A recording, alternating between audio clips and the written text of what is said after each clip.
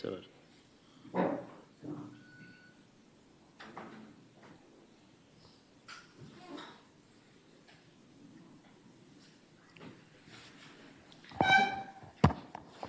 మొదలు పెడదాం. ఈరోజు రాష్ట్రంలో ప్రజాస్వామ్యం అన్నది కనపడడం లేదు. ప్రజాస్వామ్యం పూర్తిగా లేని పరిస్థితి రాష్ట్రంలో ఉంది అని చెప్పడానికి నిన్న జరిగిన ఎన్నికలే ప్రత్యక్ష ఉదాహరణ. నా పక్కన ఇటువైపున అటువైపున ఉన్న వాళ్ళు ఇద్దరు జెడ్పీటీసీ కంటెస్టెడ్ క్యాండిడేట్స్. నా కుడివైపున హేమంత్ పులివెందుల జెడ్పీటీసీ, పులివెందుల రూరల్ మండలానికి జెడ్పీటీసీ కంటెస్టెడ్ క్యాండిడేట్. ఇటు పక్కన సుబ్బారెడ్డి ఒంటిమిట్ట జెడ్పీటీసీ స్థానానికి కంటెస్టెడ్ క్యాండిడేట్. రాష్ట్రంలో ఇవాళ ఎలాంటి పరిస్థితులు ఉన్నాయి అని చెప్పడానికి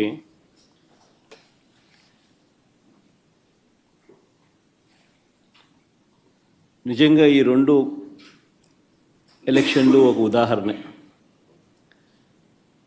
అసలు మొట్టమొదటిసారిగా బహుశా రాష్ట్ర చరిత్రలో ఎప్పుడు జరిగి ఉండదేమో బూతుల్లో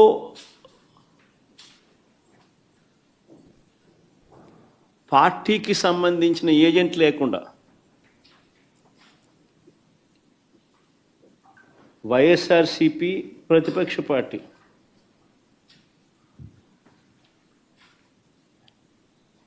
పులివెందుల రూరల్లో జరిగిన జెడ్పీటీసీ స్థానానికి జరిగిన ఎన్నికల్లో 15 బూతుల్లో ఉన్న 15 బూతులకు ఎన్నిక జరిగి రూరల్ మండలంలో 10,600 ఓట్లకు సంబంధించిన ఎన్నిక. ఆశ్చర్యం ఏమిటంటే బూతుల్లో వైఎస్ఆర్సీపీ ఏజెంట్ లేడు. వైఎస్ఆర్సీపీకి సంబంధించిన ఏజెంట్ బూత్లో కూర్చోకుండా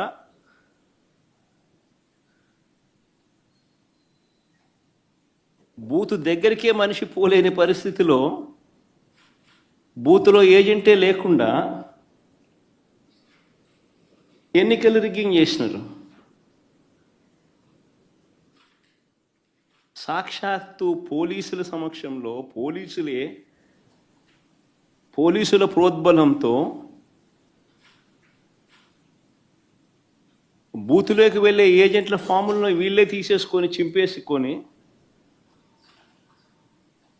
బూతులోకి ఏజెంటే పోని పరిస్థితిలో ఎన్నికలు నిర్వహించామని చెప్పుకుంటా ఉన్న ప్రజాస్వామ్యం మన రాష్ట్రంలో బహుశా మన దేశంలో ఎక్కడ ఉండదేమో, ఒక్క మన రాష్ట్రంలో తప్ప.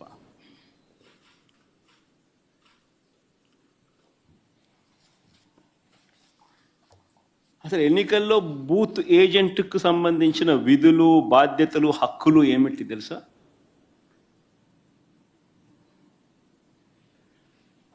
అసలు ఓటర్లే లేక దొంగ ఓటర్లను గుర్తించడం ఎవరు చేస్తారు? ఏజెంటే చేయాలి. పోలింగ్ ఏజెంటే చేయాలి. బూత్లో ఉన్న పోలింగ్ ఏజెంటే ఆయనకు సంబంధించిన విధులు, బాధ్యతలు, హక్కులు ఏమిటి అని అంటే అసలు ఓటర్లా లేక దొంగ ఓటర్లా అని గుర్తించడం, ఓటర్ల జాబితాను తనిఖీ చేయడం, అక్రమాలు, బెదిరింపులు, ప్రలోభాలు పెట్టడాలు, ఫేక్ ఓటర్లు ఉంటే వాటిపై అక్కడే ఉన్న ప్రిసీడింగ్ అధికారికి వెంటనే చెప్పి వాటిపై ఫిర్యాదులను అధికారికంగా నమోదు చేయడం, ఇవన్నీ పోలింగ్ ఏజెంట్ బాధ్యతలు. ఇవే వివరాలు పార్టీకి కూడా తెలియజేయడం.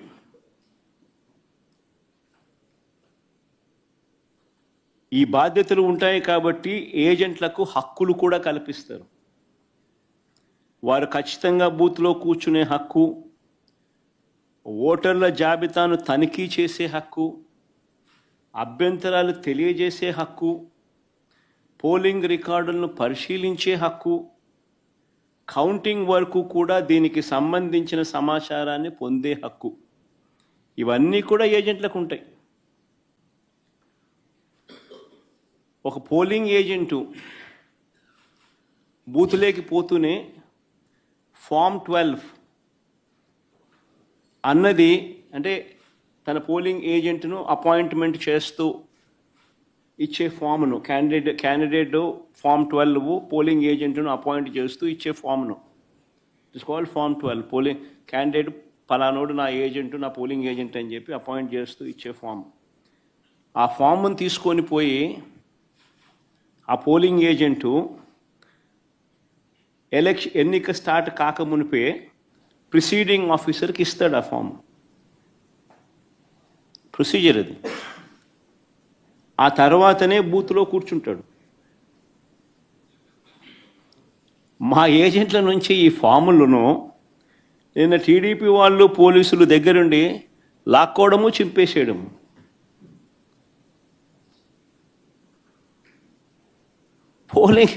పోలింగ్ ఏజెంట్ అనేవాడు లేకుండా ఎలక్షన్ జరపడం అన్నది నేను ఎక్కడ చూడలా. ప్రజాస్వామ్యం అన్నది ఇంత దిగజారిపోయిన పరిస్థితి బహుశా చరిత్రలో ఎక్కడా చూసిండు మేము.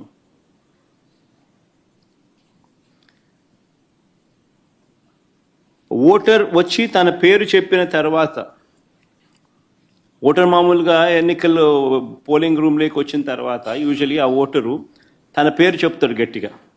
చెప్పిన తర్వాత పోలింగ్ ఆఫీసర్ రిజిస్టర్లో తన వేలిముద్ర కానీ తన సంతకం కానీ తీసుకుంటాడు. ఆ ఓటర్కు సంబంధించిన సమాచారాన్ని తాను పోలింగ్ ఆఫీసర్ ఆ రిజిస్టర్లో వేలిముద్ర ఓటర్ వేలిముద్ర లేదా సంతకం అన్న తీసుకుంటాడు రిజిస్టర్లో. ఈ రిజిస్టర్ నింపేది పోలింగ్ ఆఫీసర్, కానీ తనిఖీ చేసేది ఏజెంట్. అవసరమైతే తాను అభ్యంతరం చెప్తాడు. ఇది ప్రొసీజర్. పోలింగ్ ముగిసిన తర్వాత, అయిపోయిన తర్వాత ఫామ్ 32 అని ఉంటుంది. ఫామ్ 32ను నింపి ఆ బూత్లో ఎన్ని ఓట్లు వచ్చాయి అన్నదాన్ని రికార్డు చేస్తారు. బూత్లో ఉండే అధికారి ఆ రికార్డును ఏజెంట్కు ఇవ్వాల్సి ఉంటుంది. అంతేకాకుండా ఏజెంట్ నుంచి ఒక రిసిప్ట్ కూడా తీసుకుంటాడు ఆ ప్రిసీడింగ్ ఆఫీసర్. ఆ రికార్డుతో ఈ రిసిప్ట్ను కూడా జత చేయాలి.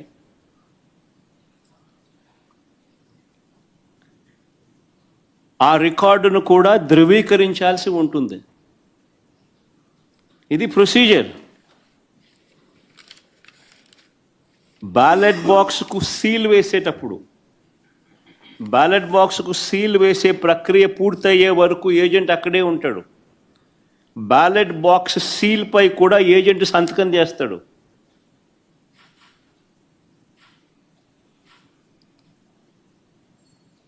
బ్యాలెట్ బాక్స్కు సంబంధించి సీల్ పై కూడా ఏజెంట్ సంతకం తీసుకుంటారు. మరి నేను అడుగుతా ఉన్నా, మళ్ళీ ఇవన్నీ జరిగాయా అని అడుగుతా ఉన్నా.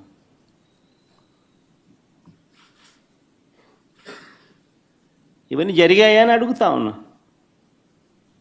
అసలు ఏజెంట్లే లేకుండా చేసి ఎన్నికలు జరిపినప్పుడు దాన్ని ఎన్నికలని ఎలా అంటారని అడుగుతా ఉన్నా.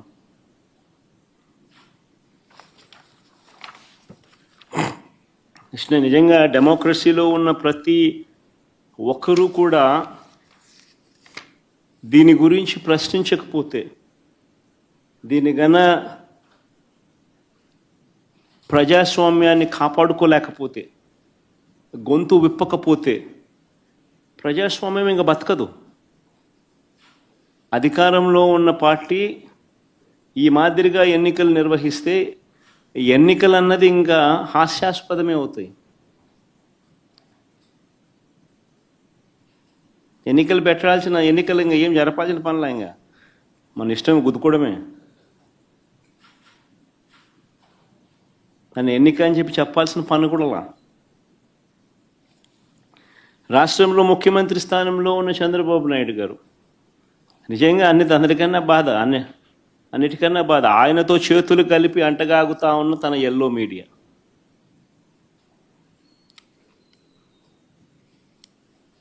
వీరి ఎజెండా ఏమిటి అని అంటే ప్రజలకు మంచి చేయడం కాదు, డెమోక్రసీని కాపాడడం కాదు, ప్రజలకు పాలకులు మోసం చేస్తే వాటిని ప్రశ్నించడం కాదు, దోచుకో పంచుకో తినుకోలో అందరూ భాగస్వాములు కావడం, ఇది వారి ఎజెండా. సిగ్గుపడాలి నిజంగా ప్రజాస్వామ్యం అంతా కూడా.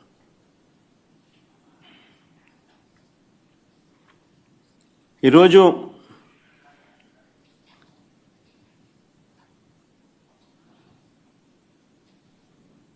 ఎంత దారుణంగా వీళ్ళు ఎన్నికలు చేశారు, ప్రజాస్వామ్యాన్ని ఎంత దారుణంగా వీళ్ళు కూని చేశారన్నది ఈ రెండు ఎన్నికలు ఉదాహరణగా నిలబడతాయి.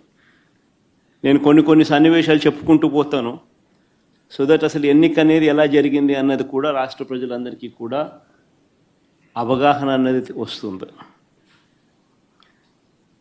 బందిపోటు దొంగలు ఉంటారు చూసినారా, డెకాయిట్స్. ఇంతకుముందు ఏదో ఏం వ్యాలీ అది, చంబల్ వ్యాలీ అని వింటా అంటే ఈరోజు నిజంగా దాన్ని మరిపించినారు. బందిపోట్లకు మించి చంద్రబాబు నిన్న పులివెందుల రూరల్ జెడ్పీటీసీ ఓట్లను దౌర్జన్యంగా వేసుకున్నాడు. సాక్షాత్తు పోలీసులు దాన్ని దగ్గరుండి ప్రోత్సహించారు.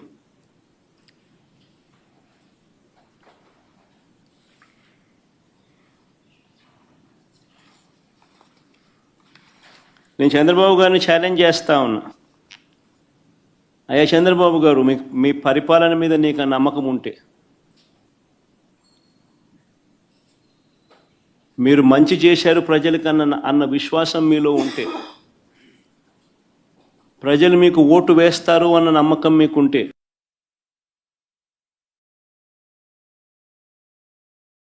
ప్రజాస్వామ్యబద్ధంగా సెంట్రల్ ఫోర్సెస్ను దింపండి.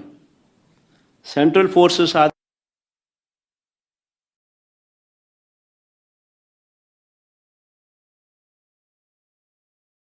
ప్రజాస్వామ్యబద్ధంగా ఎన్నికలు జరిపించండి.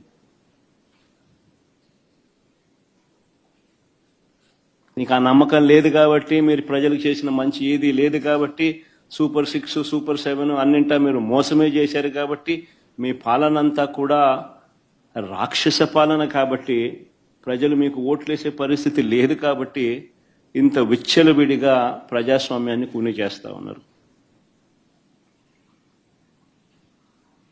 నేను అడుగుతా ఉన్న చంద్రబాబు నాయుడు, ప్రతి బూతుకు సంబంధించిన వెబ్ కాస్టింగ్ను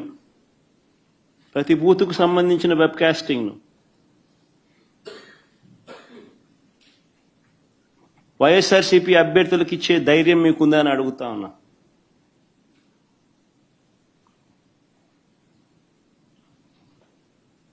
పోలింగ్ బూత్ ఆవరణల్లో సీసీ ఫుటేజ్ను ఇచ్చే ధైర్యం మీకుందా అని అడుగుతా ఉన్నా.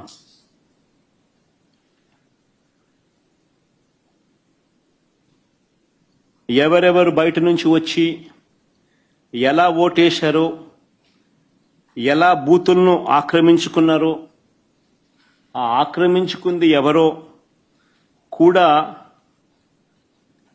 గుర్తించి కొన్ని ఉదాహరణలు కూడా మీకు చూపిస్తాం. ఇలాంటి అడ్డగోలు రాజకీయాలు చేసే నాయకుడిని లీడర్ అనరు, మాబ్స్టర్ అంటారు, లేదా ఫ్రాడ్స్టర్ అంటారు.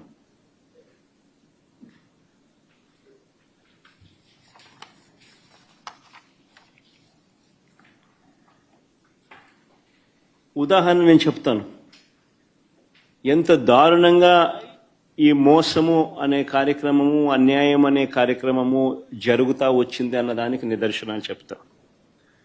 సాధారణంగా ఎన్నిక ఎప్పుడైనా జరిగినప్పుడు ఏ ఊర్లో సంబంధించిన ఓటర్లు అదే ఊర్లోనే ఓటేస్తారు. ఇది మామూలుగా గతంలో కూడా జరుగుతూ ఉన్న ప్రక్రియని. గత ఎన్నికల్లో కూడా ఈరోజు ఏదైతే బూతులు ఏదైతే ఉన్నాయో, ఓటర్లు ఏదైతే ఉన్నారో, ఊర్లు ఏవైతే ఉన్నారో, ఆ ఊర్లకు సంబంధించిన ఓటర్లు ఆయా ఊర్లలోనే వారి ఊర్లలోనే గతంలో కూడా ఓట్లు వేస్తా వస్తున్నారు. ఇది సర్వసాధారణంగా జరుగుతూ ఉన్న ప్రక్రియ. కానీ ప్రత్యేకంగా ఈ ఎన్నికలకు సంబంధించి ఇప్పుడు ఈ ఎన్నికలకు సంబంధించి చంద్రబాబు నాయుడు గారి కుట్రలు ఏ స్థాయిలో ఉన్నాయి అని అంటే, బూతులను అటు ఇటు మార్చేశారు. ఒకసారి టేబుల్ని మీరే చూడండి. ఆ బూతులను ఎలా మార్చారు అన్నది మీకే అర్థమవుతుంది. ఎర్రబల్లి నుంచి నల్లపురెడ్డిపల్లెకు 6, 7 and 6 and 7, 9 and 10 ఆ రెండు కాలమ్స్ ఒకసారి గమనిస్తే 6, 7 and 9, 10 రెండు కాలమ్స్ గమనిస్తే ఎర్రబల్లి నుంచి నల్లపురెడ్డిపల్లెకు, అంటే ఎర్రబల్లి అనే ఊరు నుంచి నల్లపురెడ్డిపల్లెకు. ఆశ్చర్యం ఏంటంటే మళ్ళీ నల్లపురెడ్డిపల్లి నుంచి ఎర్రబల్లెకు. ఎవడన్నా ఎర్రబల్లి ఓట్లు వేపిస్తాడు, నల్లపురెడ్డిపల్లిలో ఓట్లు వేపిస్తారు. ఎర్రబల్లిలో నల్లపురెడ్డిపల్లి ఓట్లు, ఎర్రబల్లి వాళ్ళు నల్లపురెడ్డిపల్లికి పోయి ఓటేయాలంట, నల్లపురెడ్డిపల్లి వాళ్ళు ఎర్రబల్లికి వచ్చి ఓటేయాలంట.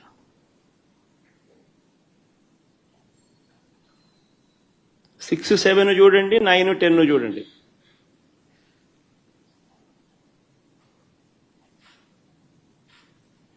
అంటే 2 కిలోమీటర్లు ఈ గ్రామం నుంచి ఆ గ్రామానికి నడుచుకుంటూ పోయి అక్కడ ఓటేయాలంట. ఆ గ్రామం వాళ్ళు అక్కడ ఓటు వేయకుండా 2 కిలోమీటర్లు అక్కడి నుంచి నడుచుకుంటూ వచ్చి ఇక్కడ ఓటేయాలంట. మళ్ళీ 8 and 11 చూడండి. నల్గొండారుపల్లి నుంచి నల్లపురెడ్డిపల్లె, నల్గొండారుపల్లి నుంచి నల్లపురెడ్డిపల్లె అంటే 4 కిలోమీటర్లు. మళ్ళీ నల్లపురెడ్డిపల్లె నుంచి నల్గొండారుపల్లికి పోవాలంట. నల్లపురెడ్డిపల్లిలో ఓటేసే కార్యక్రమం జరగకుండా నల్లపురెడ్డిపల్లిలో నల్గొండారుపల్లికి పోవాలంట. 4 కిలోమీటర్లు అవుతారా? నల్గొండారుపల్లిలో ఓటేయకూడదంట. 4 కిలోమీటర్లు నడుచుకుంటూ వచ్చి నల్లపురెడ్డిపల్లిలో ఓటేయాలంట. అంటే ఏ రకంగా స్కెచ్ చేసినారనేది చూడండి అని అడుగుతా ఉన్నా. ఇక్కడ నుంచి స్టార్ట్ అయ్యింది. దాదాపుగా 4,000 ఓట్లకు 10,000 ఓట్ల 10,600 ఓట్లకు గాను 4,000 ఓట్లకు సంబంధించిన పరిస్థితి ఇది.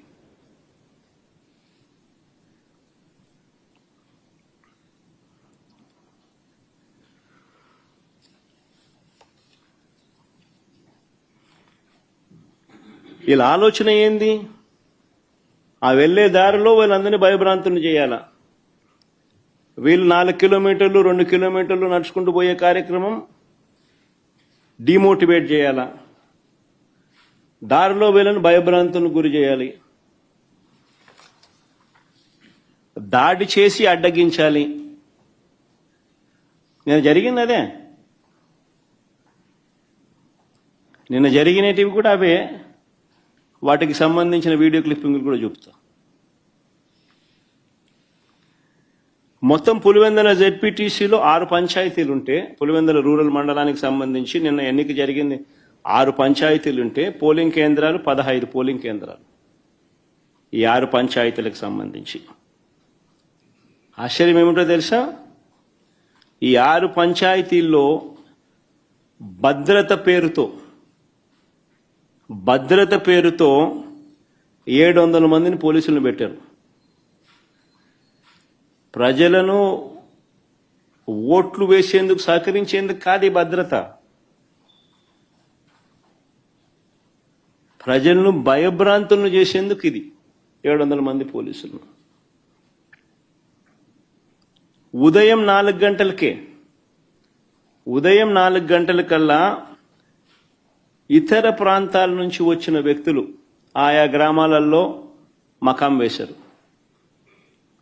జమ్మలమడుగు, కమలాపురం, ప్రొద్దుటూర్, అనంతపురం జిల్లా బయట నుంచి వచ్చిన వాళ్ళందరూ టీడీపీ నాయకులు కార్యకర్తలు ఒక్కో బూతుకు 400-500 మంది.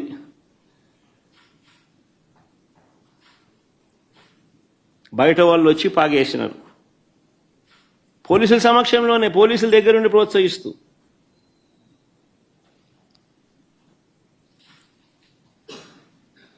పచ్చ చొక్కాలు వేసుకున్న ఈ పోలీసులు బయట నుంచి వచ్చిన ఈ టీడీపీ కార్యకర్తలు, వారికి సంబంధించిన నాయకులు వీళ్ళే దాదాపుగా 7-8 వేల మంది. 15 బూతులు, ఒక్కొక్క బూతులో దాదాపుగా 400-500 మంది బయట వాళ్ళు, ఈ 700 మంది పోలీసులు. ఈ సంఖ్య దాదాపుగా 7,000 మంది, 7-8 వేల మంది. అంటే ఒక్కొక్క ఓటర్కు బయట నుంచి ఒక్కో రౌడీ దాదాపుగా.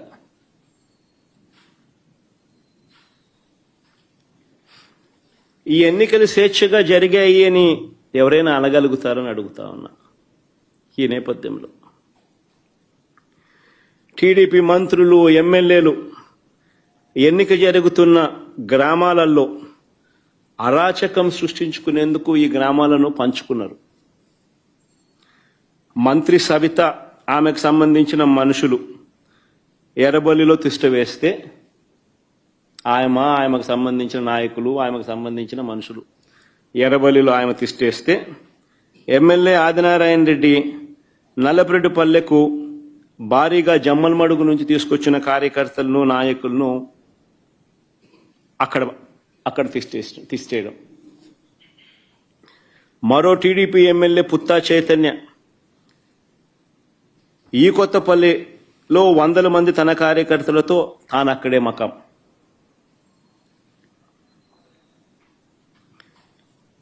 ఈ బీటెక్ రవి అనేవాడు ఎవడైతే ఉన్నాడో, తెలుగుదేశం పార్టీకి సంబంధించిన ఎమ్మెల్యే క్యాండిడేట్, కంటెస్ట్ చేసినాడు. ఈ మనిషి పులివెందుల రూరల్ ఓటర్ కాదు. ఈ బీటెక్ రవి అనేవాడు పులివెందుల రూరల్ ఓటర్ కాకపోయినా కూడా తాను కూడా కనంపల్లిలో తిష్ట వేసి దౌర్జన్యం చేసినాడు.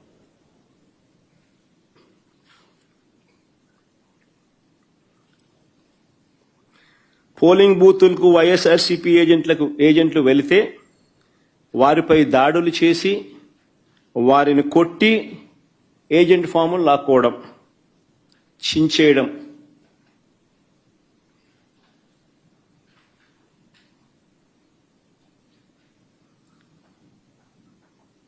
ఓటర్లు ఎవరైనా ఓటింగ్ చేయడానికి పోతే వారి ఓటర్ స్లిప్పులు లాక్కొని వాళ్ళని వెనక్కి పంపించేసేయడం. ఆ ఓటర్ స్లిప్ వీళ్ళు తీసుకొని పోయి వీళ్ళు ఓట్లు వేయడం.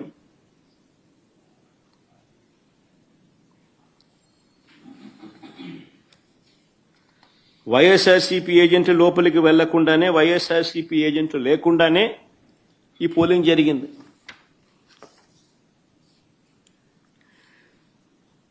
ఎవరైనా బూత్ వైపుకు వచ్చిన వారు వైఎస్ఆర్సీపీ ఓటర్ అయినా, న్యూట్రల్ ఓటర్ అయినా టీడీపీ గ్యాంగులు వారిని అడ్డుకోవడం, బెదిరించడం, భయపెట్టడం, ఓటర్ స్లిప్పులు తీసుకోవడం, లాక్కుని వాళ్ళని పంపించేసేయడం.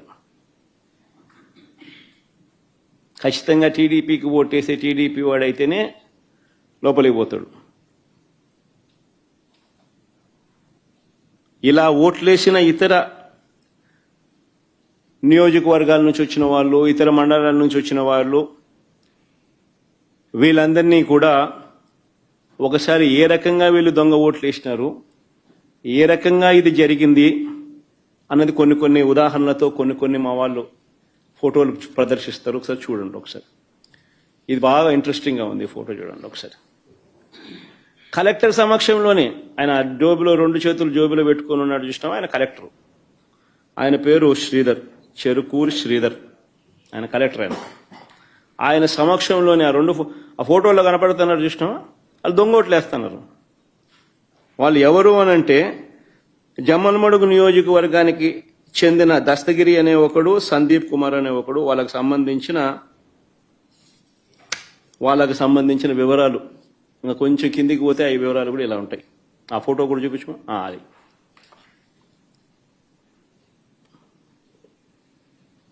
అది జమ్మన్వాడకు సంబంధించిన తెలుగుదేశం పార్టీకి సంబంధించిన కార్యకర్తలు ఫోటోలతో సహా.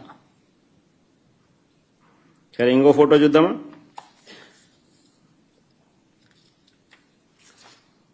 ఇంకోడు ఇంతకుముందు నేను చూపించింది నల్లపరెడ్డిపల్లె, ఇప్పుడు నల్లపరెడ్డిపల్లె.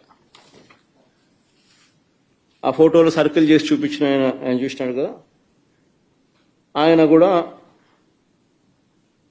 జమ్మలమడుగు నియోజకవర్గానికి సంబంధించిన మనిషి. ప్రకాశం పేరు అది. ఆయనకు సంబంధించిన వివరాలు అయ్యి.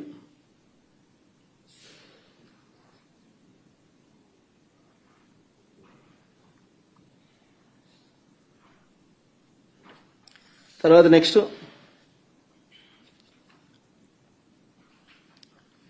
జనార్దన్ రెడ్డి ద్వారకచర్ల, ఈయన జమ్మలమడుగు నియోజకవర్గం నల్లపరెడ్డిపల్లె. ఆయనకు సంబంధించిన వివరాలు అయ్యి.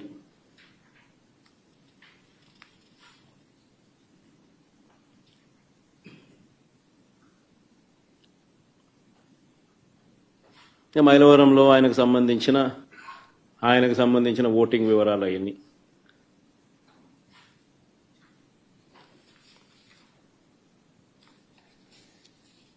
ఇంకొకడు పొన్న తోట మల్లికార్జున, చంద్రబాబు నాయుడుతో మంచి పోజిస్తున్నాడు చూడండి. జిల్లా రైతు ప్రధాన కార్యదర్శి అయిన, market yard vice chairman Jammalamadugu నియోజకవర్గం. నా పులివెందుల్లో నల్లపరెడ్డిపల్లిలో వీళ్ళు వచ్చి ఓట్లేస్తున్నారు. వీళ్ళు ఓట్లేస్తా ఉన్నారు. ఏజెంట్ అనేవాడు లేడు కాబట్టి అడిగేవాడు లేడు, మాట్లాడేవాడు లేడు. ఏ ఇచ్చేది వేయిస్తున్నారు. కలెక్టర్ 2 చేతులు జోబులు పెట్టుకొని చూస్తున్నాడు, వేయిస్తున్నాడు.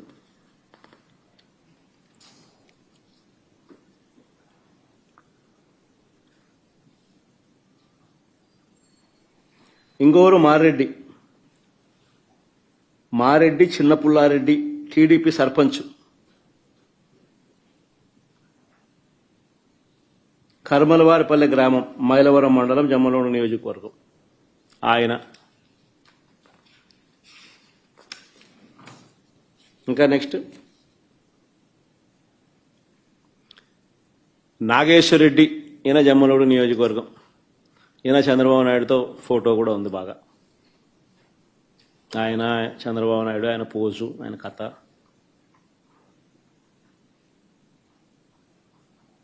జమ్మలమడుగు మండలం అయినది. ఇంకో ఫోటో నెక్స్ట్. ఇది ఎర్రబల్లి పంచాయతీలో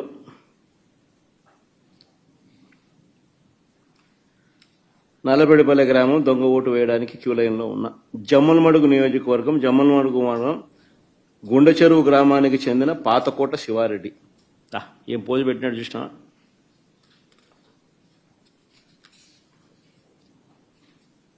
నెక్స్ట్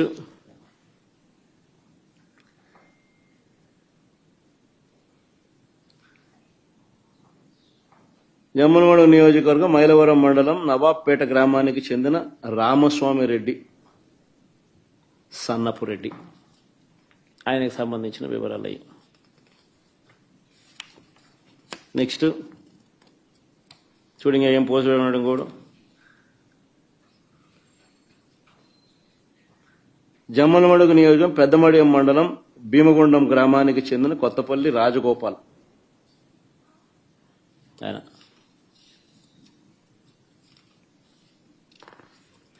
కొంతమందిని గుర్తించినారు. యాక్టివ్ తెలుగుదేశం పార్టీ కార్యకర్తలను, కొంతమందిని జిల్లాలో ఉన్న వాళ్ళను, కొంతమందిని మా వాళ్ళు గుర్తించినారు. పోయి చూస్తే మొత్తం అందరూ అయ్యే కనపడతారు. వేరే విషయం, అంత డెప్త్ లేకపోతే. గుర్తించిన మేరకు నిన్న జరిగింది. ఈరోజు గుర్తించిన మేరకు మేము చూపించగలుగుతాం. అంటే వాళ్ళల్లో ప్రామినెంట్గా కొద్దో గొప్ప టీడీపీకి సంబంధించిన ప్రామినెంట్ కార్యకర్తలు ఎవరైనా ఉన్నవాళ్ళు ఎవరైనా ఉంటే మా వాళ్ళు గుర్తుపట్టగలిగిన వాళ్ళందరినీ ఐడెంటిఫై చేసి క్లియర్ కట్గా మార్క్ చేసి చూపించగలుగుతా ఉన్నాం.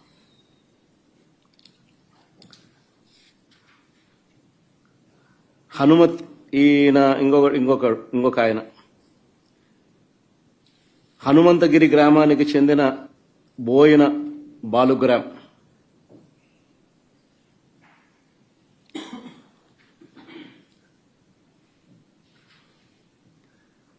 పోసిన బోయిన బాలుగ్రామ్ చూడు, ఇద్దరు ఫోటోలు పెట్టినాం. నెక్స్ట్ జమ్మలమడుగు నియోజకవర్గం మైలవరం మండలం కమ్మలదిన్న గ్రామానికి చెందిన మంత్రి కుల్లాయప్ప అని పేరు. నెక్స్ట్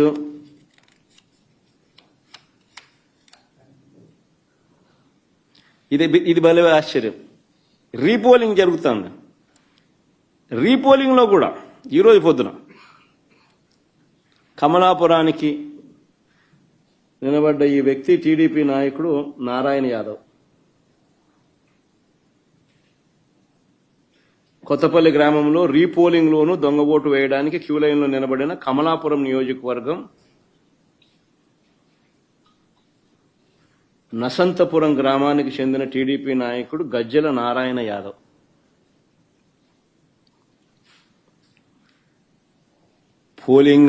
పోలింగ్ బూతుల్లో ఏజెంట్లు లేరు. వైఎస్ఆర్సీపీకి సంబంధించిన యథేచ్ఛగా దొంగోట్లు క్యూ లైన్లో నిలబడి వీళ్ళే సర్క్యులర్ పద్ధతిలో వీళ్ళంతకి వీళ్ళే రొటేషన్ పద్ధతిలో తిప్పుతున్నారు.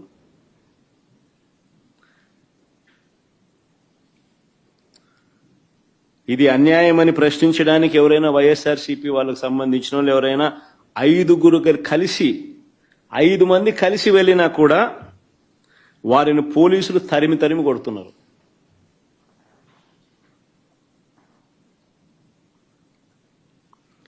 మహిళా ఏజెంట్ల పైన కూడా దాడులు చేశారు.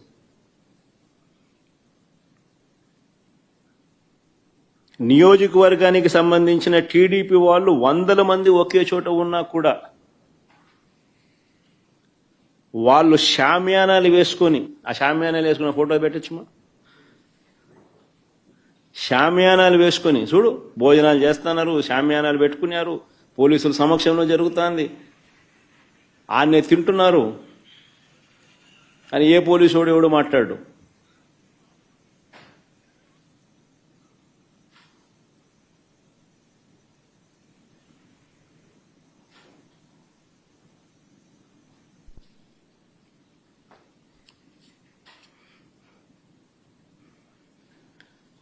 అసలు ఈ ఎన్నికల జెడ్పీటీసీ ఎన్నికల్లో పోలీసులను నిజంగా ఏరుకోరి నియమించుకున్నారు. ఈ పోలీసులను కూడా కోరి ఎవరిని అక్కడ పెట్టాలి అని చెప్పి నియమించినారు. ప్రశాంతంగా పోలింగ్ జరిగేలా చూడాల్సింది పోయి ఏ రకంగా తెలుగుదేశం పార్టీకి వీళ్ళే పచ్చ చొక్కాలు వేసుకొని పనిచేశారు అని చెప్పడానికి సాక్షాత్తు ఇక్కడ డిఐజీ అదే పనిగా పులివెందులకు వచ్చి కూర్చున్నాడు. ఆయన నేను రాత్రి నుంచే దౌర్జన్యకాండ స్టార్టు దగ్గరుండి ఆయన సమక్షంలోనే జరిగించినాడు. ఎవడి డిఐజీ అంటే కోయా ప్రవీణ్. కోయా ప్రవీణ్ అంటే టీడీపీ మాజీ ఎంపీ గరికపాటి రామ్మోహన్ రావు గారి సమీప బంధువు, వరుసకు అల్లడవుతాడు. తెలుగుదేశం పార్టీకి సంబంధించిన వాళ్ళ రాజ్యసభ వాళ్ళ ఎంపీ గరికపాటి రామ్మోహన్ రావు గారి సమీప బంధువు వరుసకు అల్లుడవుతాడు. ఆయన ఆయన ఆధ్వర్యంలో ఎన్నికలు జరుగుతున్నాయి. పచ్చ చొక్కా వేసుకున్న డిఐజీ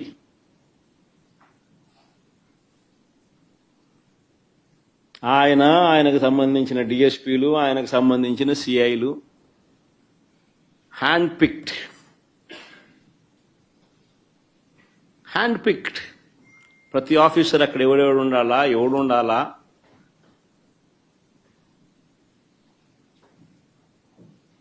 ఎస్ఐలు ఎవడు ఉండాలా, సిఐలు ఎవడు ఉండాలా? ఆ లిస్ట్ మాకు సరే సరే సరే.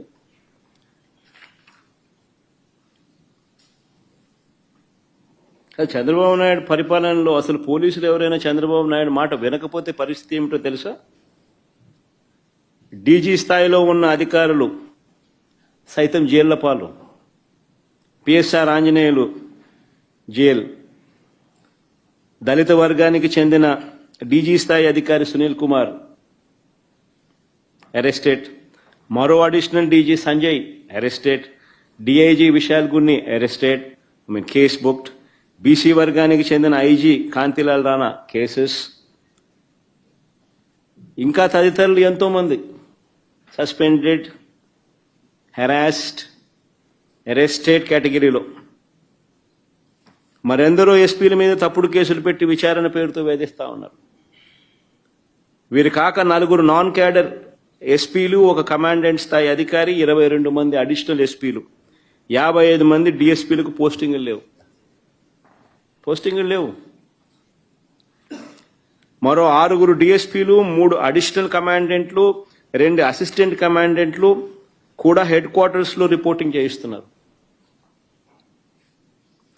8 మంది డిఎస్పీలను సస్పెండ్ చేశారు. వీరు కాకుండా మరో 80 నుంచి 100 మంది ఇన్స్పెక్టర్లు, 100 మంది కానిస్టేబుల్ వీఆర్లో ఉన్నారు.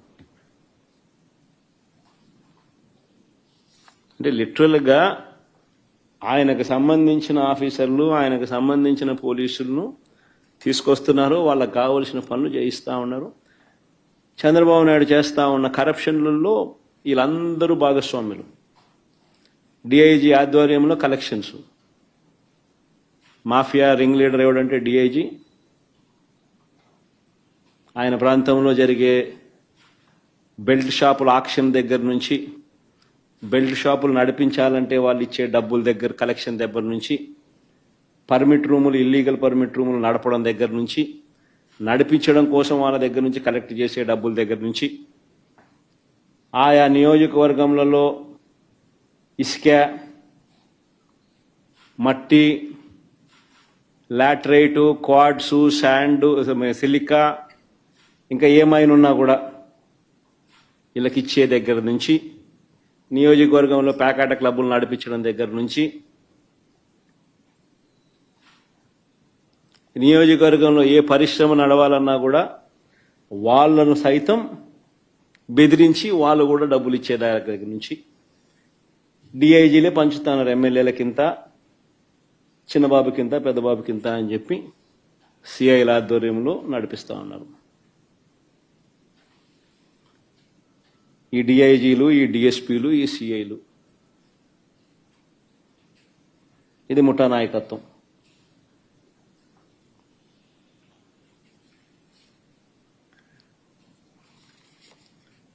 మరి నేను అడుగుతా ఉన్నా, ఇలాంటి సమీప బంధువు తెలుగుదేశం పార్టీకి సంబంధించిన ఈ కోయా ప్రవీణ్ అనే ఈ వ్యక్తి డిఐజీగా తాను దగ్గరుండి తాను తన టీము పర్యవేక్షణలో జరుగుతా ఉన్న ఎన్నికలు. మరి దీన్ని ఎన్నికని అనగలుగుతారా అని అడుగుతాను ఎవరైనా. మరి ఎందుకు ఈ ఎన్నికలు జరపడమో అని అడుగుతా ఉన్నా. మరిన్ని వీడియోలు చూడండి ఎలా జరిగాయో మీకే అర్థమైతే. ఉదయం 4 గంటల నుంచే పులివెందుల మండలం ఎర్రపల్లిలో పోలింగ్ బూత్ను టీడీపీ వాళ్ళు అధీనంలోకి తీసుకున్నారు. వారి చేతిలో కర్రలు ఎలా ఉన్నాయో కూడా మీరే గమనించండి. ఉదయం 4 గంటల నుంచే ఇది ఎర్రబల్లిలో పోలింగ్ బూత్ను టీడీపీ వాళ్ళు అధీనంలోకి తీసుకున్నారు. చూడు,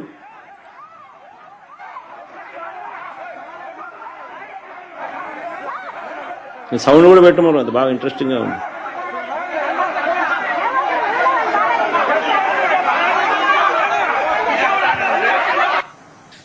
చూడు కర్రలు కూడా.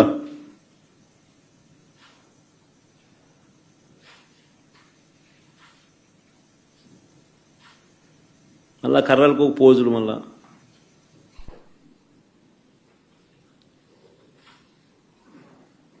ఉదయం 4 గంటల నుంచి పులివెందుల మండలం ఎర్రబల్లిలో పోలింగ్ బూత్ను టీడీపీ వాళ్ళు అధీనంలోకి తీసుకున్నారు. వారి చేతిలో కర్రలు కూడా కనిపిస్తా ఉన్నాయి. రెండో క్లిప్పింగ్.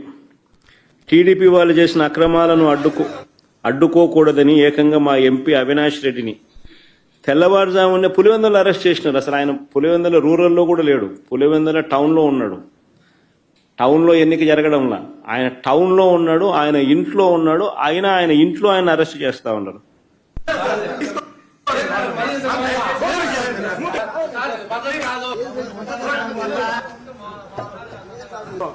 ఇది వన్ సైడ్ సార్ మీరు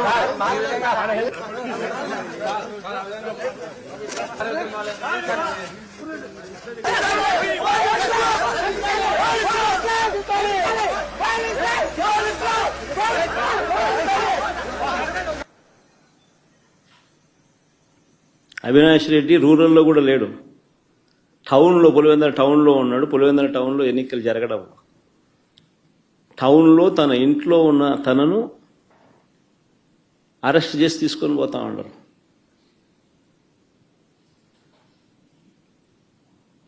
తెల్లవారుజామున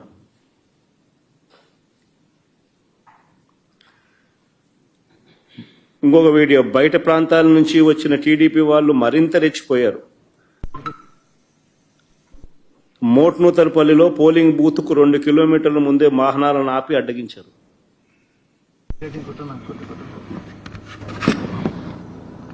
చూడు,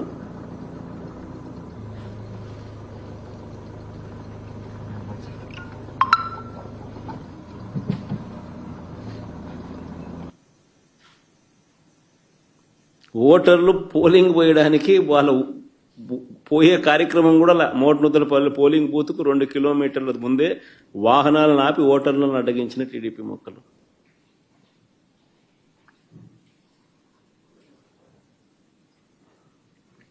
మళ్ళా ప్లే చేయమది.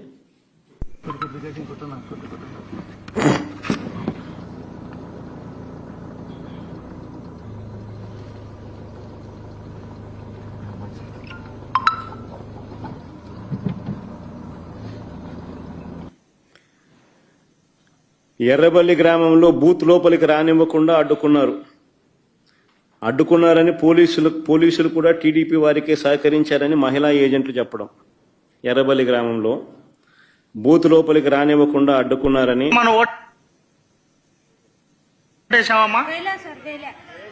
ఏమా ఎందుకు వేయలేదు? ఏమంటున్నారు అక్కడ వెళ్ళింటే? ఏమా నువ్వేమన్నా వేసినా ఓటమ్మా? ఏమా ఎందుకు వేయలేదు? అంటే వాళ్ళు స్లిప్పులు తీసుకొని వాళ్ళే వేసుకుని చింపేసినారు సార్. ఏమో నువ్వు వేసినామా ఓటు? సార్ మీ స్లిప్ తీసుకొని ఓటేని పోయినాము, నా స్లిప్ మా చేతికి ఇచ్చి మీరు ఓటు మేము వేసుకుంటాం వెళ్ళిపోండి అన్నారు సార్. ఏమా నువ్వు వేసినావు ఓటు? ఏమా ఎందుకు వేయలేదు? కొత్త వచ్చి మా ఓటు వేసుకుంటున్నారు, మమ్మల్ని వేయలేదు, మమ్మల్ని తొక్కుతున్నారు. ఏమా నువ్వు ఓటు వేసినావమ్మా? ఏమా ఎందుకు వేయలేదు? మమ్మల్ని లోపలికే రానిలే లోపలికి రానిలే. ఏజెంట్ అయినా కానీ పాప అని తోలుతున్నారు, ఊరివే రానిలే. కనంపల్లి సర్పంచ్ రామాంజనేయులు ఇంటికి వెళ్లి గన్తో బెదిరించిన పోలీసులు. కనంపల్లి సర్పంచ్ రామాంజనేయులు ఇంటికి వెళ్లి గన్తో బెదిరించిన పోలీసులు. చూడు, ఆయన మంచం మీద గన్ పెట్టి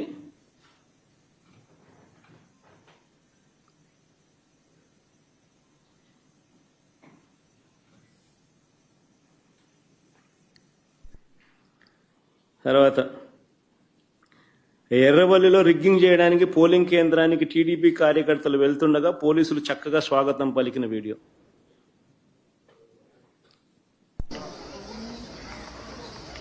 ఇప్పుడు బాగా చక్కగా వస్తున్నారు బయట. గుంపులో అందరినీ కళ్ళు ఎలా ముందు ప్లాన్ ఉండాలి.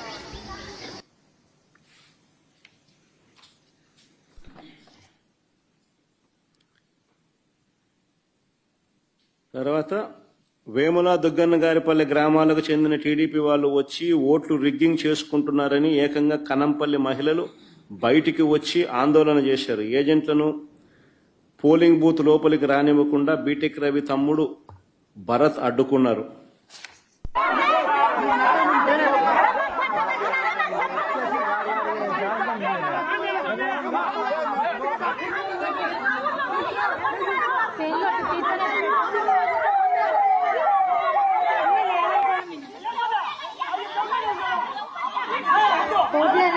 రెడీనారు మీరు అక్కడ ఓట్లు వేయాలని పట్టు చీరలు కట్టినారు. ఓట్లు కావాలంటే మేమే అంటున్నారా? ఓట్లు వాళ్ళే వేసుకున్నారంట. ఓటు వేసుకోవడానికి తమను రానివ్వలేదని కనంపల్లిలో మహిళా ఓటర్లు ఏకంగా ధర్నా చేసినారు. ఓటు వేసుకోవడానికి అవకాశం ఇవ్వాలంటూ ఏకంగా పోలీసుల కాళ్ళు పట్టుకోవాల్సిన పరిస్థితి.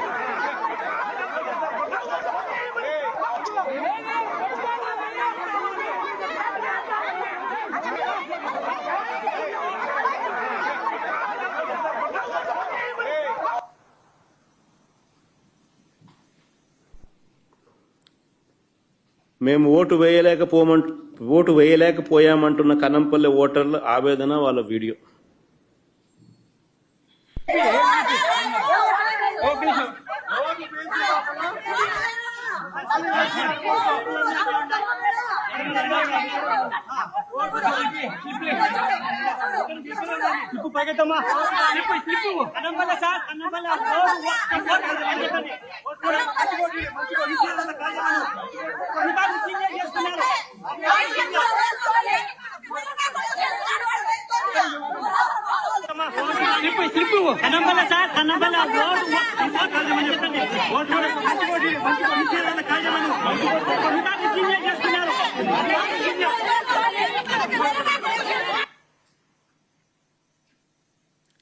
పులివెందుల జెడ్పీటీసీ అభ్యర్థి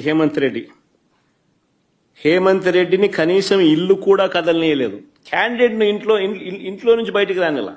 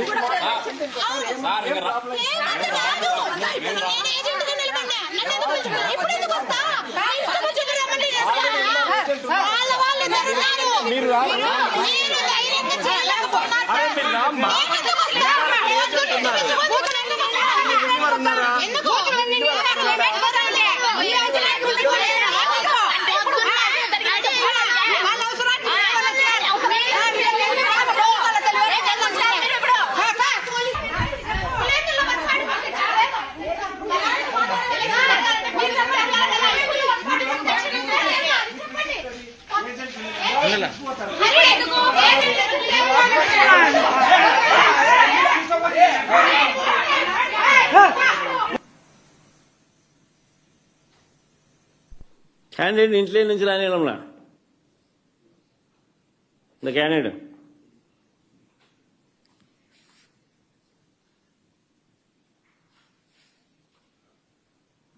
మా ఊళ్ళో ఓటు వేసే పరిస్థితి లేదు, ప్రజాస్వామ్యాన్ని కూని చేశారంటున్న ఓటర్లు. ఎందుకు మీరు ఎవరైనా గెలుస్తారు, పిల్లలు కాదు ముండలు గెలుస్తారు, ఎందుకు పెట్టారా?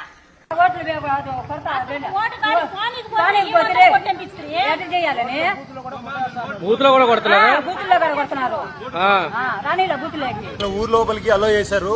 వేసేటప్పుడు అడిగారు. ఊరు నిండా 100 మంది ఉన్నారు.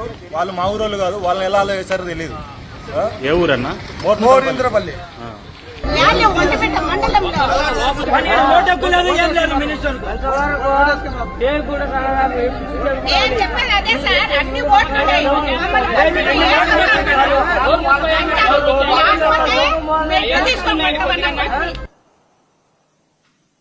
ఈ ఒంటిమిట్ట అక్కడ జెడ్పీటీసీ పరిధిలో. మళ్ళీ పులివెందులకి ఇక్కడికి వద్దాం. ఇక తుమ్మలపల్లి అని పులివెందులలో గ్రామం సీను. ఓటర్ల లిస్టులో ఉన్నది ఎవరైనా పర్వాలేదు. ఇది బాగా ఇంట్రెస్టింగ్ గా ఉంది, బాగా చూడండి. ఈ తుమ్మలపల్లి ఒక్క నిమిషం మనం బిగినింగ్ నుంచి ప్లే చేయాలి. తుమ్మలపల్లి అనే గ్రామంలో సీన్ ఇది. ఓటర్ల లిస్టులో ఉన్నది ఎవరైనా పర్వాలేదు, యువకుడైనా వృద్ధుడైనా ఏమీ పర్వాలేదు, ఎవరు చూడరు. అని టీడీపీ వాళ్ళు అక్కడే అని టీడీపీ వాళ్ళు అంటున్నారు. ఇందులో బ్లూ షర్ట్ వేసుకున్న వ్యక్తి టీడీపీ నాయకుడు భూపేష్ రెడ్డి పిఏ సుదర్శన్ రెడ్డి. జమ్మలమడుగు నియోజకవర్గ వ్యక్తికి ఇక్కడ ఏం పని చూడండి ఒకసారి. ఇప్పుడు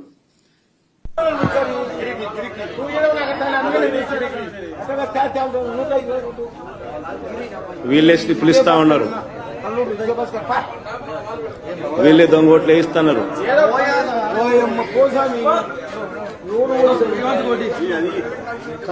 మల్లారెడ్డి రామరెడ్డి 124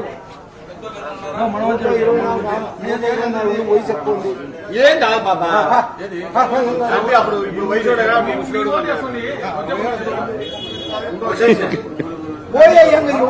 అయిపోయి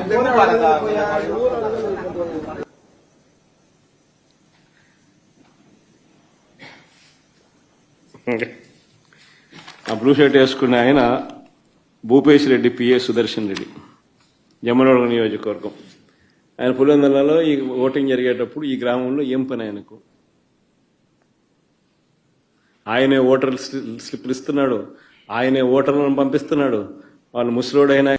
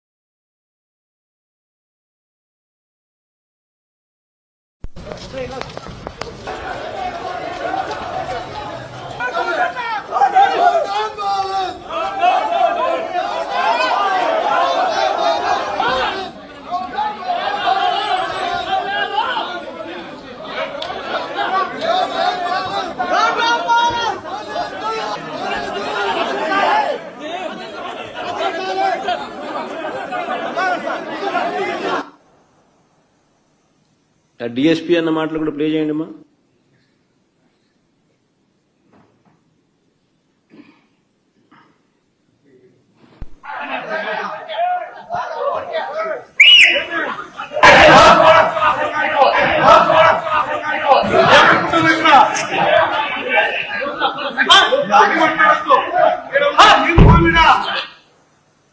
కాల్చి పారేస్తా నా కొడక అంతేనా డిఎస్పీ?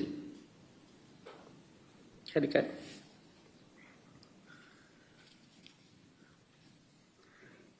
పులివెందుల జెడ్పీటీసీ పరిస్థితులు ఇలా ఉంటే నేనేం తక్కువ తిన్నానంటూ మరో మంత్రి రాంప్రసాద్ రెడ్డి తన నియోజకవర్గంతో సంబంధం లేదు, తన పరిధిలో లేదు, ఒంటిమిట్ట మండలంలోని చిన్న కొత్తపల్లె గ్రామానికి వెళ్లి అక్కడ బూత్లో ఆయన రౌడీజం.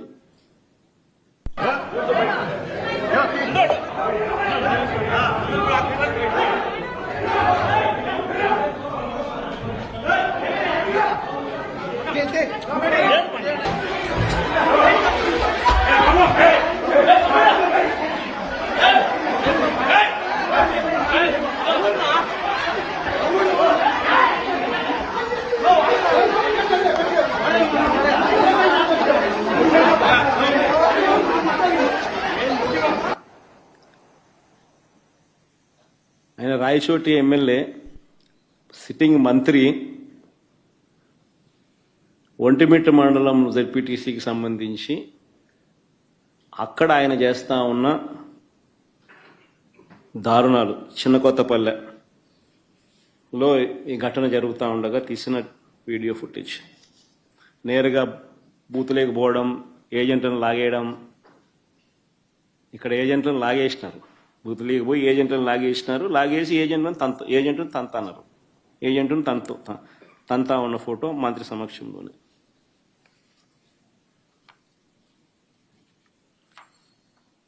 నేను అడుగుతా ఉన్నా ఇదే చంద్రబాబు నాయుడు, అయ్యా చంద్రబాబు, నీకు ప్రజలు ఓటేస్తారని నమ్మకం ఉన్నప్పుడు, నువ్వు నిజంగానే మంచి చేశావు అని చెప్పి నిజంగా నువ్వు అనుకుంటే, ఎందుకు ఇవన్నీ చేయాలా?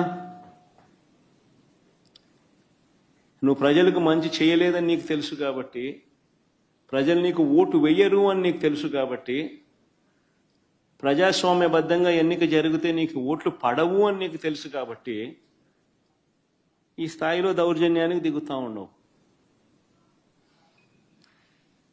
2017లో కూడా మీ అందరికీ గుర్తుండే ఉంటుంది, నంద్యాల బై ఎలక్షన్స్ జరిగినాయి. కరెక్ట్గా 2019 జనరల్ ఎలక్షన్స్కు 1.5 year ముందు, నా పాదయాత్ర స్టార్ట్ కాక మునుపు నంద్యాల బై ఎలక్షన్స్ జరిగినాయి. అప్పుడు కూడా ఇదే మాదిరిగానే నంద్యాల బై ఎలక్షన్స్ కూడా మైక్రో మేనేజ్మెంట్ చేసినారు. చేసి 27,000తో గెలిచినారు. గెలిచి సంకలు గుద్దుకున్నారు. 27,000 గెలిచినా వైఎస్ఆర్సీపీ పని అయిపోయింది, తెలుగుదేశం పార్టీ బాయింట్గా ఉంది, బ్రహ్మాండంగా ఉంది అని అందరితో నన్ను తిట్టించినారు, వైఎస్ఆర్సీపీని తిట్టించినారు, తెలుగుదేశం పార్టీ బ్రహ్మాండంగా ఉందన్నారు. కరెక్ట్గా 1.5 year తర్వాత అదే నంద్యాలలోనే 35,000తో గెలిచినాం వైఎస్ఆర్సీపీ. రాష్ట్ర వ్యాప్తంగా కూడా చంద్రబాబు నాయుడు భూస్థాపితం చేసినారు ప్రజలంతా. ఎక్కడైనా కూడా ప్రజాస్వామ్యంలో ప్రజలకు మంచి చేసి ఓట్లు అడిగితే, ప్రజలు మనస్ఫూర్తిగా ఆ ఓట్లు వేస్తే 4 కాలాలు వర్ధిల్లుతారు. ఈ మాదిరిగా దౌర్జన్యాలు చేస్తే ఆ దౌర్జన్యాలంతా కూడా టెంపరీగా మీకు ఏదైనా ఉపయోగపడతాయేమో కానీ చివరికి వచ్చేసరికి కన్ను మూసుకొని కళ్ళు తెరిచేసరికి 1.5 year అయిపోయింది. అప్పుడే కన్ను మూసుకొని కళ్ళు తెరిచేసరికి మరో 3 ఏళ్ళు కూడా అయిపోతాయి. ఆ 3 ఏళ్ళు అయిపోయిన తర్వాత తెలుగుదేశం పార్టీ వీళ్ళు చేసిన అన్యాయాలకు, దౌర్జన్యాలకు, అబద్ధాలకు, మోసాలకు ప్రజలు ఏ స్థాయిలో బుద్ధి చెప్తారు అని అంటే, డిపాజిట్లు కూడా రాని పరిస్థితి లేకపోతారు వీళ్ళంతా. ఇది వాస్తవం. జరగబోయేది కూడా ఇదే. నేను గట్టిగా డిమాండ్ చేస్తా ఉన్నా, ఇదే పెద్ద మనిషి చంద్రబాబు నాయుడు గారిని డిమాండ్ చేస్తా ఉన్నా, కొద్దో గొప్ప ప్రజాస్వామ్యాన్ని ఎవరైనా కూడా గౌరవించే వాళ్ళు ఎవరైనా ఇంకా వ్యవస్థల్లో ఇంకా ఉంటే వారికి కూడా విన్నపం చేస్తా ఉన్నా.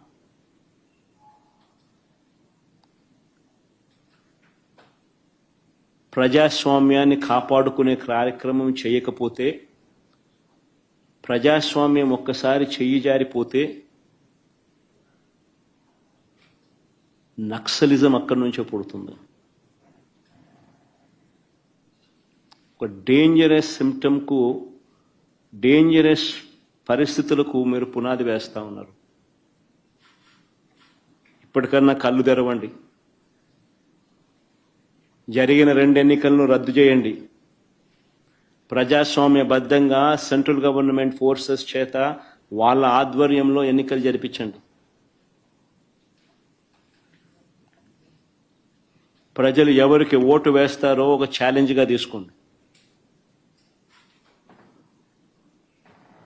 చంద్రబాబు నాయుడు గారికి గట్టిగా హితవు పలుకుతా ఉన్నా, మీరు చేస్తా ఉన్నది చాలా అంటే చాలా దౌర్భాగ్యమైన పని. తప్పుడు పునాదులకు మీరు వేస్తా ఉన్నారు, తప్పుడు పునాదులు వేస్తా ఉన్నారు. ఇది రేపొద్దున వృక్షం అవుతుంది. మీరు చేసే ప్రతి పని మీకు చుట్టుకుంటుంది. మీరు గ్రామాలలో ఈరోజు మీరు తీసుకొచ్చే ఈ కక్షలు, కార్పణ్యాలు, ఈ మాదిరిగా చేయడాలు, దుర్మార్గాలు, ఇవన్నీ కూడా రేపొద్దున మీకు చుట్టుకుంటాయి.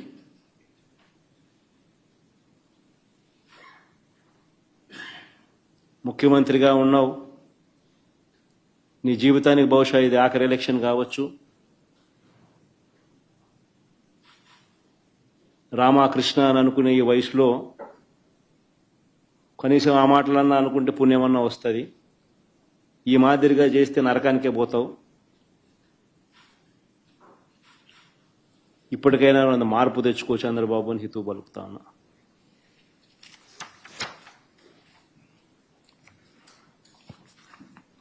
సార్ ఇప్పుడు ఈ ఎలక్షన్స్ రద్దు చేయాలని మీరు డిమాండ్ చేస్తూ ఉన్నారు సార్. ఒకవేళ రాష్ట్ర ప్రభుత్వం కానీ లేదంటే ఎన్నికల కమిషన్ కానీ ఈ విషయంలో చర్యలు తీసుకోకపోతే మీ నెక్స్ట్ కార్యాచరణ ఏ విధంగా ఉండబోతుంది? ఈ అంశంలో ముందు ఎట్లా ఫైట్ చేయబోతా ఉన్నారు సార్? సో బేసికలీ ఈ మాదిరిగా ఎలక్షన్ జరిగేట్టుగా అయితే ఎలక్షన్ అనే దానికి మీనింగ్ ఏముంది? ఎందుకు ఎలక్షన్ జరపడం ఎందుకు? ఆ ఎంపీటీసీలకు, ఆ ఎంపీపీలకు, ఆ జెడ్పీ చైర్మన్లకు ఎన్ని ఎలక్షన్లు ఎట జరుపుతున్నారు? కౌన్సిల్ చైర్మన్లకు మీ ఇష్టం వచ్చినట్టుగా మీరంతకు మీరే దౌర్జన్యంగా ప్రలోభాలు పెడుతున్నారు, కొనేస్తున్నారు.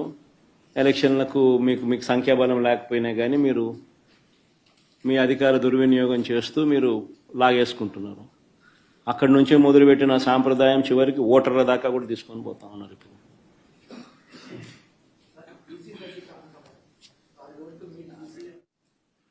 ఇవన్నీ కూడా అంటే అన్ఫార్చునేట్గా స్టేట్ ఎలక్షన్ కమిషన్ అన్నది ఒక డమ్మీ పాత్ర కన్నా దారుణమైన పాత్ర పోషిస్తూ ఉంది. ప్రజాస్వామ్యాన్ని కాపాడవలసిన బాధ్యత గల స్థానంలో ఉన్న వ్యక్తులు నిజంగా ఇంత దిగజారిపోయిన పరిస్థితుల మధ్య ఈ వ్యవస్థ నడుస్తూ ఉంది. Very unfortunate. ఖచ్చితంగా న్యాయ పోరాటంలో భాగంగా కోర్టులకి ఇవన్నీ చూపిస్తాం, కోర్టులకి ఇవన్నీ వేస్తాం. అందుకని వాళ్ళిద్దరు కూడా ఈరోజు వచ్చింది కూడా కోర్టులో వేయడానికే వచ్చినారు. ఇద్దరు జెడ్పీ టీసీ అభ్యర్థులు కూడా కోర్టులో వేయడానికే ఇక్కడికి వచ్చినారు. ఈ డీటెయిల్స్ అన్నీ తీసుకొని పోయి వీళ్ళు కోర్టులో వేస్తారు. న్యాయస్థానం ముందర ఇవన్నీ కూడా ఉంచడం జరుగుతుంది. డిమాండ్ వుడ్ బి కేంద్ర బలగాల చేత, కేంద్ర బలగాల ఆధ్వర్యంలో ప్రజాస్వామ్యబద్ధంగా ఎన్నికలు జరిగించాలి అన్నది డిమాండ్ ఉంటుంది. ఆ డిమాండ్తోనే కోర్టుకు కూడా ఆశ్రయించడం కూడా జరుగుతుంది.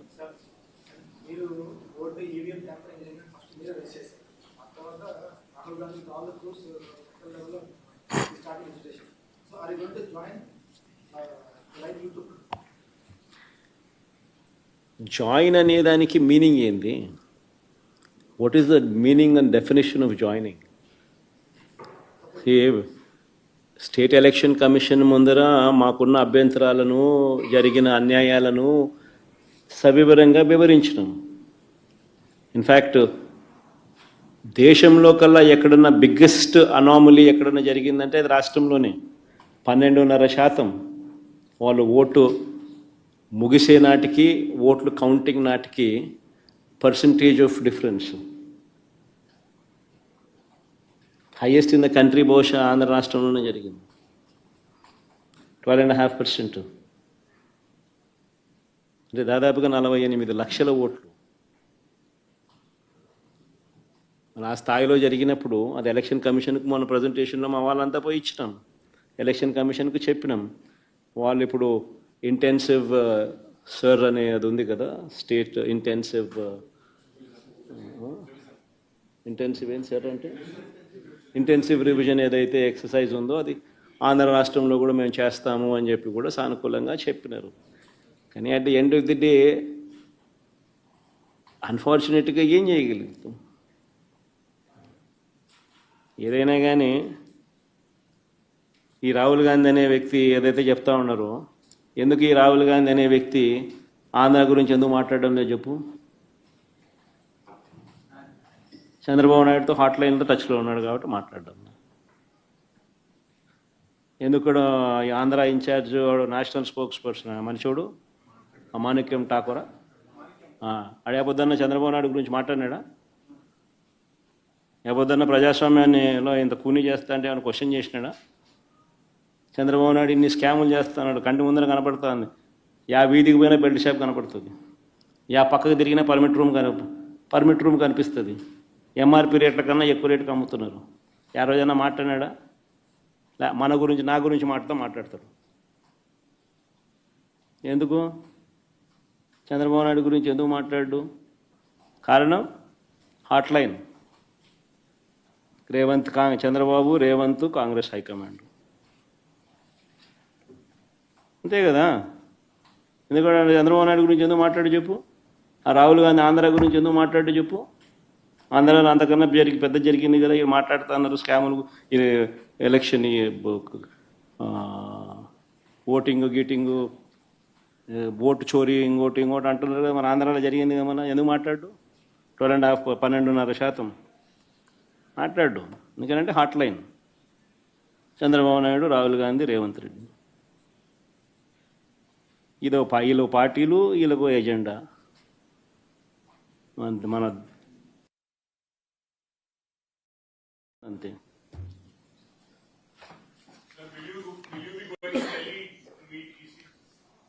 We've already done, Avinash. On the state, this is State Election Commission. This has got nothing to do with Central Election Commission. And the State Election Commission, we've already complained, and we'll also be launching a similar complaint in the High Court. We'll be taking it to the notice, or we'll be presenting all these facts to the notice of the High Court. Ultimately, at the end of the day, we can only do so much. Whatever we can do, we're trying to do. So it's a big claim that you're saying Rahul Gandhi and Chandrababu Naidu are in touch. Are you sure about it? Obviously, is it not so? I think anybody in Andhra Pradesh, you can ask, even a common generalist, all of them who are sitting here, I'll just post these common questions to you. I think all of you are already aware of it. Why is it that Manikyam Tagore, the national spokesperson of Congress party and also Andhra in charge, why does he not make any comment on Chandrababu Naidu? When there are so many scams what are taking place in the state of Andhra Pradesh, right in front of your eyes, you see bell shops, left, right, center, right beside every school, right beside every temple and every village you see bell shops. Is it not so? Are they legal? They're actually auctioning these bell shops. Left, right, center, the government, the TDP people are selling liquor at beyond MRP rates. It's right there, visible. Permit rooms, illegal that they stand. Beyond MRP liquor is being sold right in front of your eyes. And so many scams. Other than liquor, sand, silica, quartz, laterite, mobilization advance, which was never there before, was brought in. They're giving 10%, taking 8%. Reverse. In Amaravati, the cost of construction per SFT, 10,000 rupees per SFT. You tell me in Hyderabad, or you tell me in Bangalore, or you tell me in Chennai, what is the cost of construction? Even with a 5-star lobby,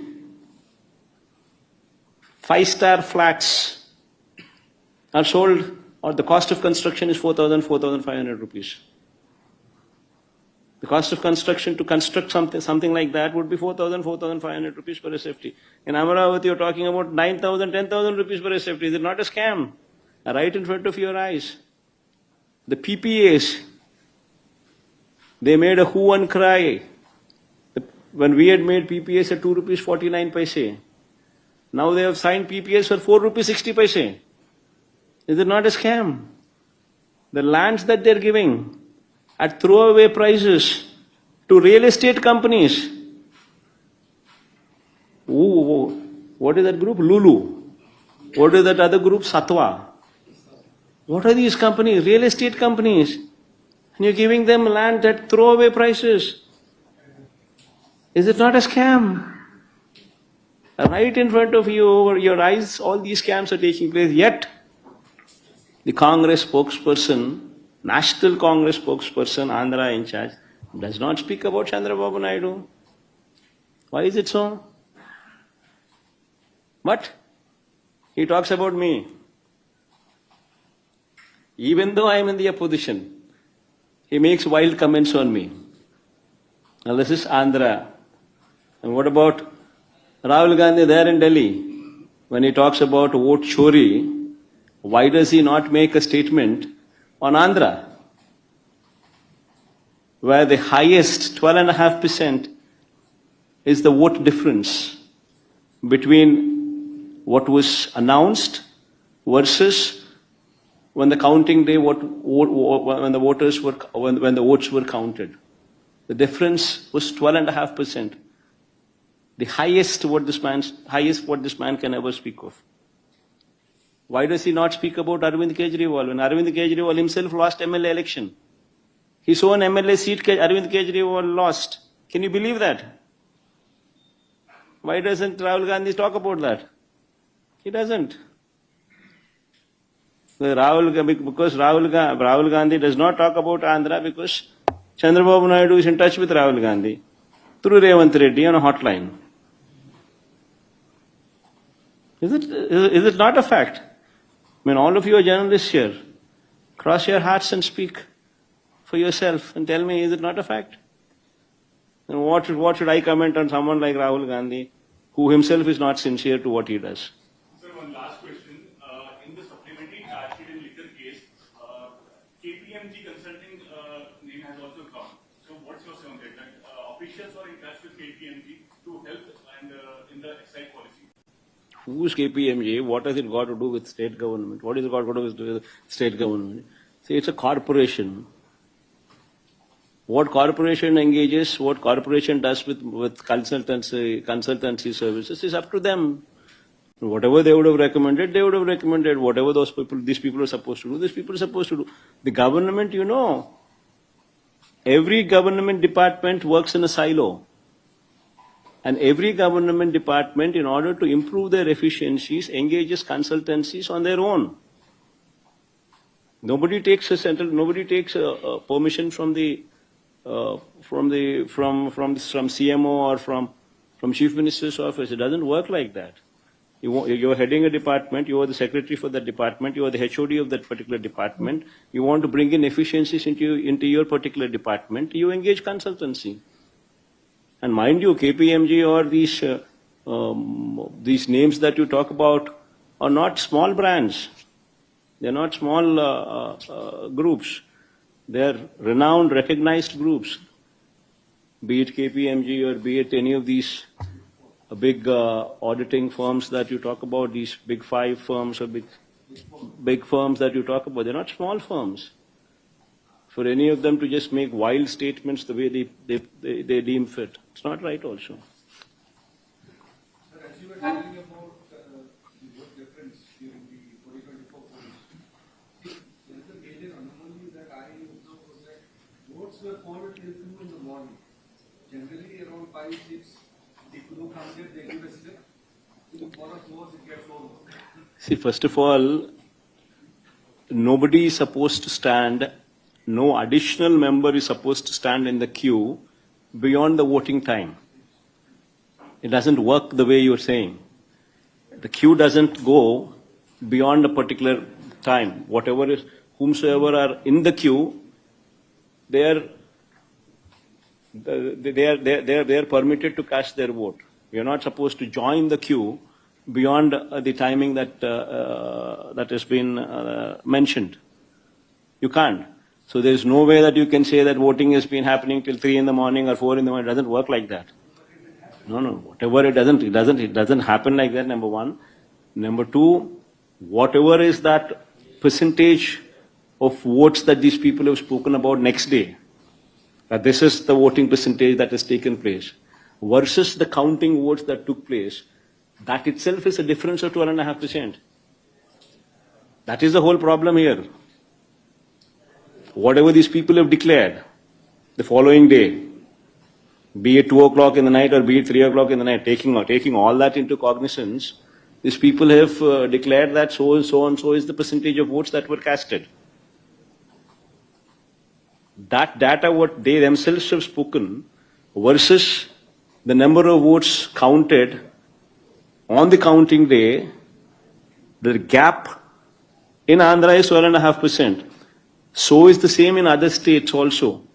What these people are making a hue and cry now, because that is the difference what these people are pointing out. That how is it that you people have declared this number, and how is it that on the counting day, this number is exceeded far beyond the number that you have spoken about, is the allegation that EC is currently facing. So what more the SEC could have done with respect to the electricity yesterday? See, SEC has all the power. Only thing is it needs to rein in that power. SEC is all powerful. It can rein in the power. It has not done so. That is why we find fault with it. In fact, you would remember in our regime, when SEC was there, SEC ordered for not to conduct elections because COVID was there, even though COVID was not prevalent. Before second wave. Then election had to be postponed for whole 1 year. Halfway through, 50% of the election happened. The balance 50% of the elections took place after 1.5 years. Had that man not spoken, elections would have been completed in 1 week's time. But since that man intervened, state government was left with no other option but to postpone the election for 1 whole year later. That is the power of State Election Commission. But unfortunately, the State Election Commission is not reining in. That is the unfortunate thing. See, in a democracy, forget about YCP, forget about TDP, forget about all these parties. Today we are sitting in the opposition, tomorrow we will be in the government, tomorrow they will be sitting in the opposition. That's a different ball game altogether. But whomsoever sits there in the government, if that person is permitted to do something like this in a democracy, you're not permitting the agents in the booth. And if we, being journalists, accept to this and let this go, then what is to happen to the state? See, what you're sowing tomorrow will become a bigger plant. The same seed would grow into a tree. And that would be the heckling democracy.